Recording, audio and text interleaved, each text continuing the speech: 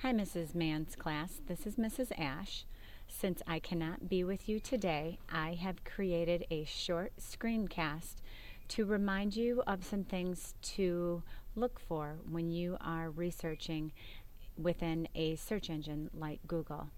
You have already searched a book and an ebook. Today, you will be filling in any holes that you may have in your research and answer the questions that you still need to answer on your mythology outline. So your Google search should be more specific than just typing in your god or goddess's name. I will start with typing in the example Apollo, and notice that the suggested search terms that come up deal with space missions. And I know that I need to include other important words other than just Apollo to make sure that I am getting the information that I need. So I know that he was a god, and I also want to know what he looked like. So I am going to type in description because that is something that I have left over on my mythology unit. When I start researching, the first thing that I do is I look at the title, then I look at the website, and I look at the website, especially when I'm doing something for a class and have to turn something in or present something. I want to make sure that I am not researching within Wikipedia because anybody can edit within a wiki. So after I check the website, I also check the description to see if the description will provide information for me so I know that that's a site that I want to use or not. And this is from a description of an ancient Greek painting, so I could probably guess what he looks like based on a painting.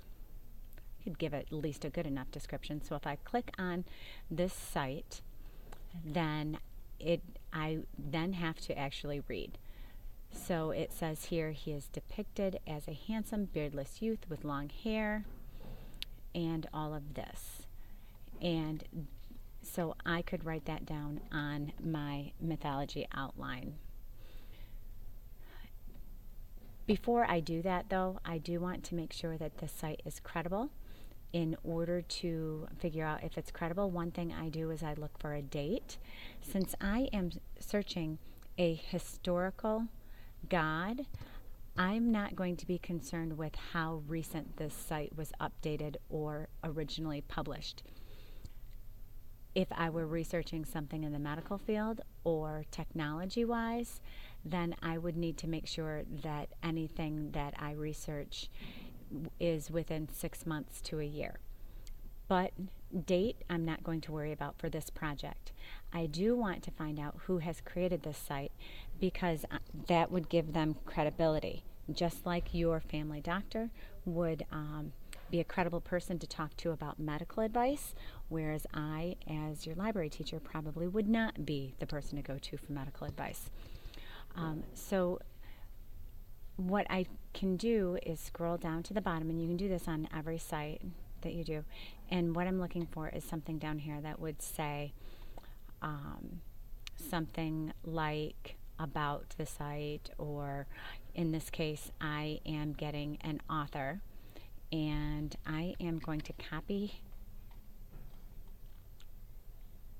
his name and open up another Google and find out, here's a biography, and search him. So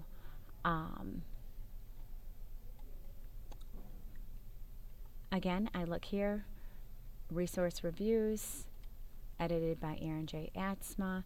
Here's the site that I'm on, so I'm not going to go into this. And here's Wiki Answers. I can't go to wikis. It's kind of a pain, isn't it, to go through all of this. I would check here and see. I would have to read it to find out who he is.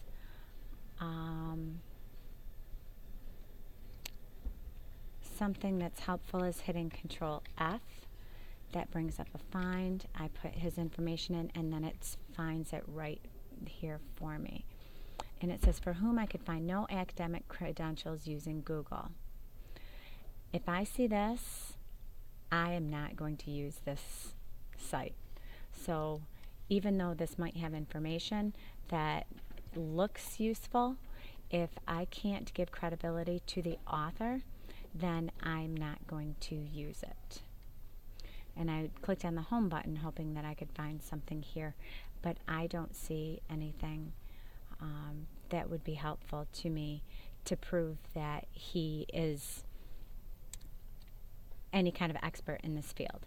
So I am going back to my original Google search, and I see the next one is a .about site, which uses a lot of ads. It does have good information, but I'm not in love with the site.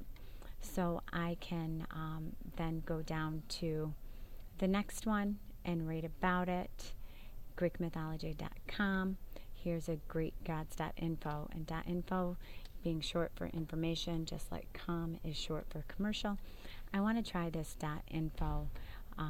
Hopefully there'll be information here that I can use. And here are links to his family, what kind of god he is, fun facts, appearance, symbols. So appearance is right here. If I click on appearance, it'll give me this information. But again, this is something that I would need to research to see if I can use it. So if I click on, I'm going to try about this website first to see, and about the author. So at least it tells me that the author is a web developer and a teacher. Can you trust your teachers to provide accurate information?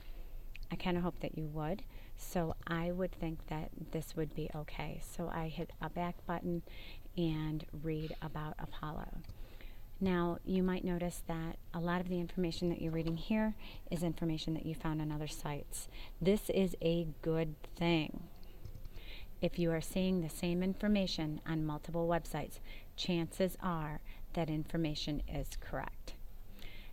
And we do expect you to find out about the author to give credibility on any site that you use when doing a Google search. Again, another reason why using the book or e-book was a really good idea to start. I'll see you guys on Monday.